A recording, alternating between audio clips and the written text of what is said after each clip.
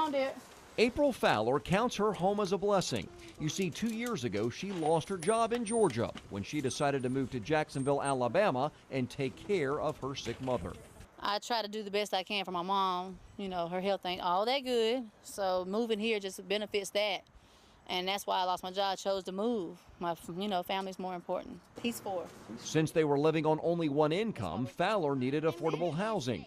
She said she could not be happier with her 3-bedroom apartment at the Jacksonville Public Housing Authority. I mean, it's very quiet community, very good housing. I just put it like that. This pretty much helps people with low incomes. We discovered families with higher incomes benefit from the tax-funded housing too. Over the last few months, we filed open records requests with every public housing authority in our viewing area. We asked for a comprehensive list of household incomes. Out of those 60 total housing authorities covering 21 counties, 18 housing authorities responded to our request. After studying all the spreadsheets and compiling all the numbers, we discovered nearly 4 dozen families living in public housing earned more than the median Alabama household income, which is $42,900. That group of housing authorities included the one where Fowler lives in Jacksonville. What would you say if I was to tell you there's a family in this housing authority that makes $72,000 a year? Oh, well, I can believe it, because there's a lot of people that, to me, I look at it, a lot of people cheat the system. I've done different jobs here in the office. Cindy Newsom is the executive director of the Jacksonville Housing Authority. She has 14 families earning more than the subsidized rent limit. That group includes a family making $71,945, which moved in 1991. When she first moved here, I don't think she even had a job.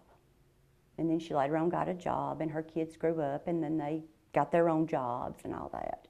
So no, nobody moves in that's over income. Newsom said in order to initially qualify for public housing, your household income must fall below the federal standard set for a family your size in your community. If your income increases over time and exceeds that federal standard, you lose your housing subsidy and you must pay full rent. But Newsom says they cannot force you out to make room for a needier family, even when there are hundreds of families on a waiting list like there are for Jacksonville's housing authority. Do you think the rules need to be changed to disqualify somebody who makes that kind of money to allow them to go somewhere else where they could afford and allow other people to move in that can't afford a better place to live? In the ideal world, yes, that would be very good. But when you take people that have been here a long time and they really don't want to move, they consider that their home. It'd be hard to go in there and tell them they have to move. The public housing resident with the highest income in our survey, a man living here at the Ashland Housing Authority, makes $107,000 a year.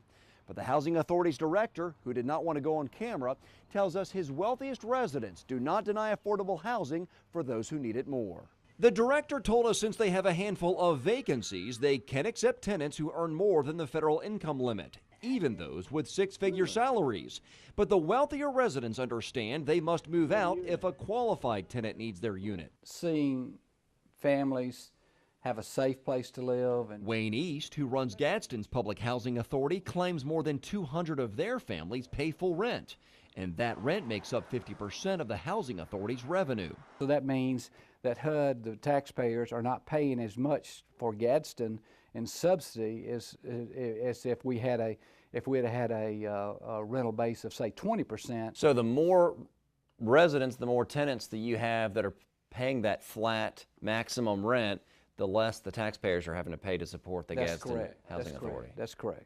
And while East believes higher income families can be financial role models for their neighbors, April Fowler thinks they should move out and make room for the less fortunate. For the people that's making that money, I feel like they should, once they're able to pay a regular bill at a regular house, they should be able to think themselves and be wise enough to say, look, we're going to be and move out for somebody else that needs this. Fowler looks forward to the day she can afford to do that herself. Again, if a public housing family's income exceeds the federal limit, they must pay full rent, and they do not receive a tax-funded discount.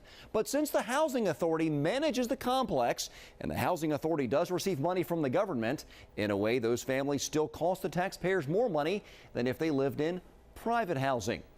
Remember, if you think of a tax-funded program which could use a little examination, email me at jpapke@wvtm.com. I'm John Papke. Alabama's 13 investigates.